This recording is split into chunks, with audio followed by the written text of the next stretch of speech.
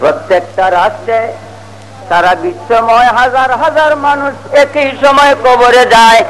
বলো নবীজি একই সময় হাজার হাজার জায়গায় কবরে কেমনে যাবেন?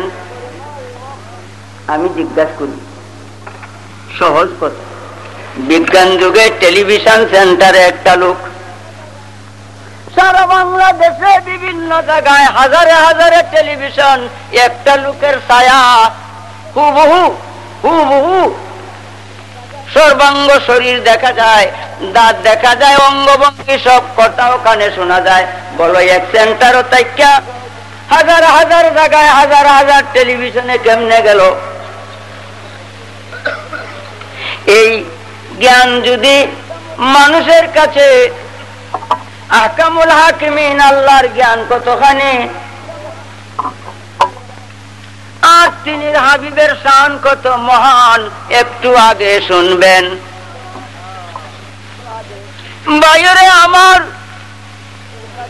গাউসুস সাকালাইন শেখ সৈয়দ আব্দুল কাদের জিলানী বাগদাদি রাদিয়াল্লাহু আনহু বায়জাতুল আসরার কিতাবের 99 পৃষ্ঠা লেখেন, লো ইনকাশাফাত আওরাতু মুরিদি বিল মাশরিকি ওয়া আনা বিল মাগরিবি লা সাতারতুহা।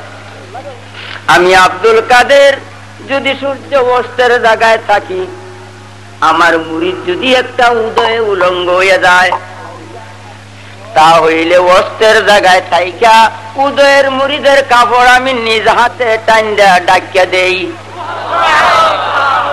কথাটা বুঝছেননি? উদয় হইতে অস্ত কয় মাইল হইব? 3-4 মাইল, আরো বেশি। বিজ্ঞান যুগের রকেটে এখনো উদয় অস্ত তালাশ করে পায় নাই। যে রকেট ঘন্টায় 80,000 মাইল চলে, উদয় অস্তের খবর পায় নাই। গাউসুল আজম বলেন, অস্ত তাইকে উদয়ের মুরিদের কাপড় আমি হাতে ডাইকা দেই।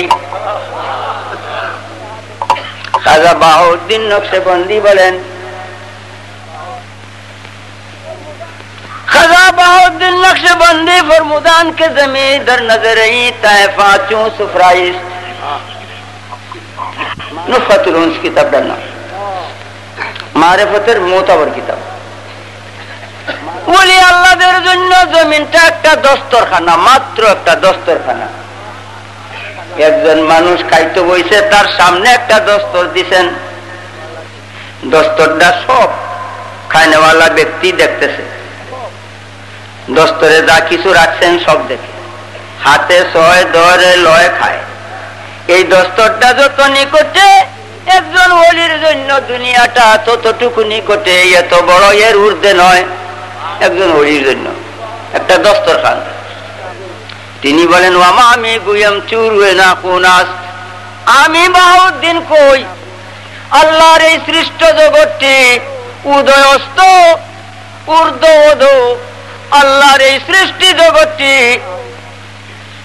চুরুয়ে না কুনাস একটা নৌকের সমতুল্য, নৌকের সমতুল্য।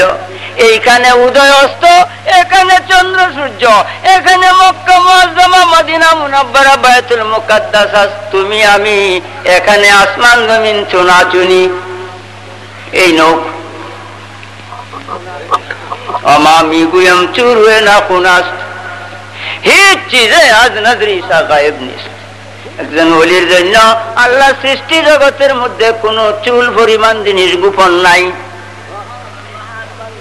রাসূলুল্লাহ সাল্লাল্লাহু আলাইহি ওয়াসাল্লাম তিনি বলেন, জুবিয়াত লিয়াল আরদু, হুজুর বলেন আল্লাহ আমার জন্য জমিনটা সংকীর্ণ করিয়া দিছে।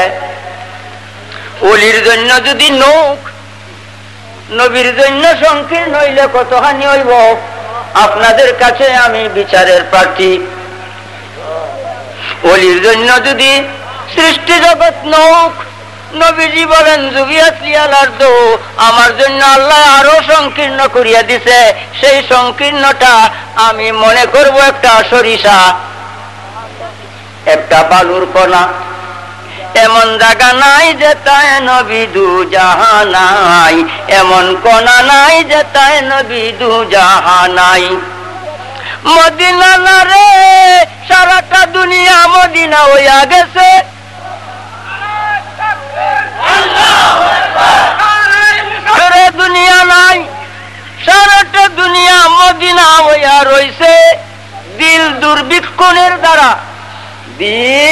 দুর্ভিক্ষণের দ্বারা দেখো রে সারাটা দুনিয়া মদিনা হইয়া রইছে, যে তাই ইমানদার কবরে যায় নবীজির কুলে তৈয়া আসে।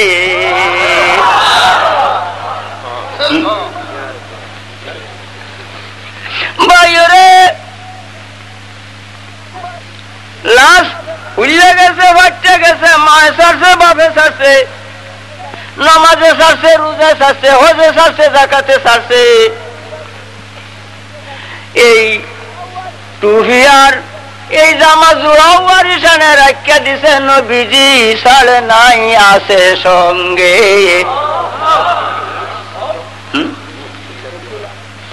আসো, আমি বলতেছিলাম ইমান,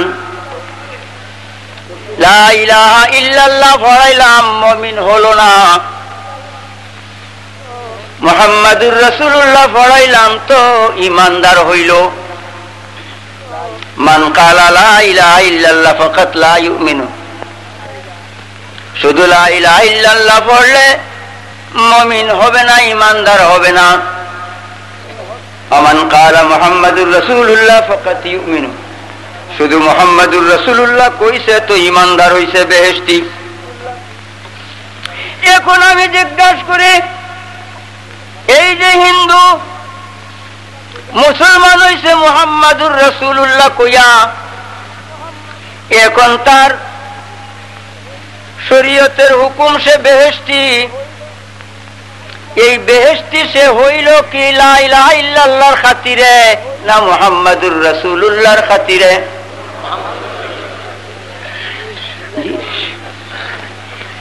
লা ইলাহা ইল্লাল্লাহ দ্বারা তো মুসলমানই না। এই জীবনের পাপ মাফ হইছে কোন নামের গুণে? লা ইলাহা ইল্লাল্লাহর নামের গুণে না মুহাম্মাদুর রাসূলুল্লাহর নামের গুণে? দুজক হারাম হইছে কোন নামের খাতিরে? বেহেশত ওয়াজিব হইছে কোন নামের খাতিরে? তিনি কে? তিনি কে? তিনি মুহাম্মাদুর রাসূলুল্লাহ সাল্লাল্লাহু আলাইহি ওয়াসাল্লাম।